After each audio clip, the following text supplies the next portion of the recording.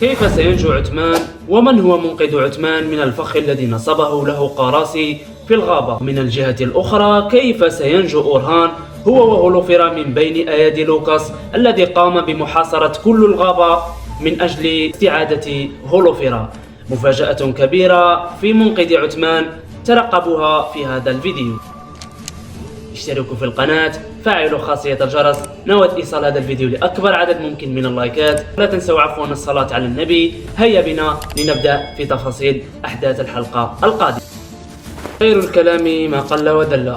فالبداية بدون أن أطيل عليكم، عارف أنكم يعني تملون أو تملون من كثرة الكلام، فما راح أطيل عليكم، أعطيكم توقعاتي لأحداث الحلقة القادمة وكذلك ماذا سيحدث لعثمان وأورهان. بداية نبدأ بعثمان، حيث أن عثمان انتهت عليه الحلقة 167 على وقوعه في فخ قراسي في الغابة، حيث أن عثمان كان ذاهب لإنقاذ ابنه أورهان الذي وقع كذلك في حصار القائد لوكاس والمصارع أركيدوس الذي كان سيتزوج بهولوفيرا.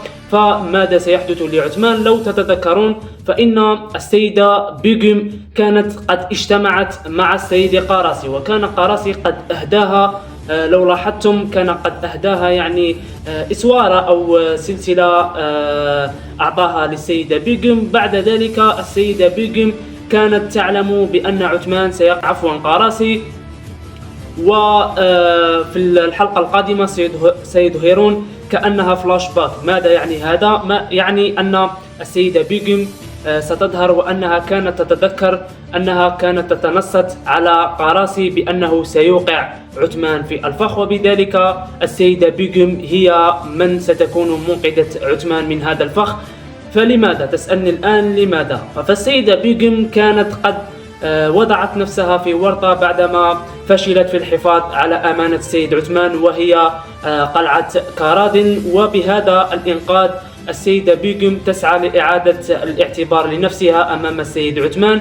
فكيف سترد الاعتبار؟ سترده بإنقاذها لعثمان وبذلك السيدة بيغم هي من ستنقذ عثمان من الفخ. أما الآن ننتقل للسيد أورهان الذي كذلك وقع، لا نقول أسيرا، ولكن وقع في الحصار، وصعب جدا أنه يخرج من ذلك الحصار. وشاهدنا أن المحاربين كانوا قد يعني هربوا من جهة وهو تم محاصرته من جهة.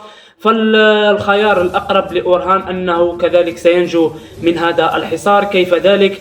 فبما أن بيغم ستنقذ عثمان من فخ قراسي، فعثمان بالتأكيد سيلحق بابنه أورهان، وكذلك المحاربين سيعودون أو سيلتقون بعثمان ثم يذهبون مع بعض لإنقاذ أورهان. وبذلك الآن نكون قد تعرفنا على سيناريو إنقاذ أورهان وكذلك عثمان. أما الآن ننتقل للموضوع أو المشهد الثاني أو المشهد الذي سيحدث في الحلقات القادمة، وهو بين غونجا وهولوفيرا. فقد نشاهد صراعا كبيرا بين هولوفيرا وغونجا، حيث أن غونجا ظهرت وكأنها بدأت تكره هولوفيرا وتريد اتهامها بأنها كانت تعلم بموضوع السم، لكن هولوفيرا لم تكن تعلم بذلك بأمر تسميم سيسيليا لابنها أو ابنتها ابنة علاء الدين وكذلك غونجا. فبالتالي غونجا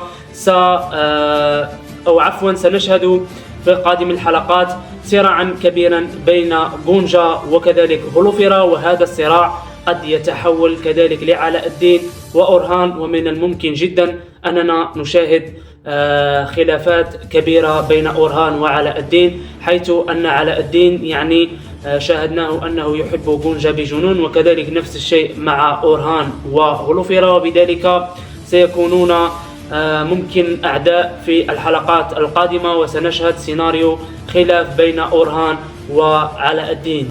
الآن ننتقل للمفاجأة الكبرى التي وعدتكم بها، وهي فيما يخص إلباي. فكان إلباي قد تم كشف سره، وهو من كشف السر وقال بأن سونغور تيكين هو جدي، وبالتالي إلباي هو ابن أخي عثمان، أي عثمان هو عم إلباي. والمفاجأة هي أن عثمان في قادم الحلقات سيقوم بتزويج ابنته فاطمة بإلباي، حيث أن إلباي يعني لا يملك زوجة، وبالتالي عثمان عندما يعلم أنه عم إلباي فسيقوم بتزويجه بفاطمة. وهذا ما يرجح أن يوسف وكذلك ساروجا لا أحد منهما سيكون زوجا لفاطمة، وزوج فاطمة سيكون إلباي، لأنه تاريخيا عندما بحثت في جوجل وجدت لم أجد أن ساروجا أو فاروق سيكونون أو واحد منهما سيكون زوجا لفاطمة، وكذلك إلباي، يعني التاريخ لم يذكر زوج فاطمة. فلو تبحثون الآن في جوجل لا تجدون من هو زوج فاطمة، وبالتالي السيناريو الأرجح للمشاهدين أو للسيناريو فهو زواج نعم كما ذكرنا إلباي وفاطمة. وهنا أعزائي المشاهدين نكون قد وصلنا إلى نهاية هذا الفيديو. أتمنى إذا أعجبكم المقطع ما تنسوش تدعمونا بزر اللايك وتشتركون في القناة وتفعلوا خاصية الجرس. نلتقي في فيديو قادم إن شاء الله. سلام عليكم.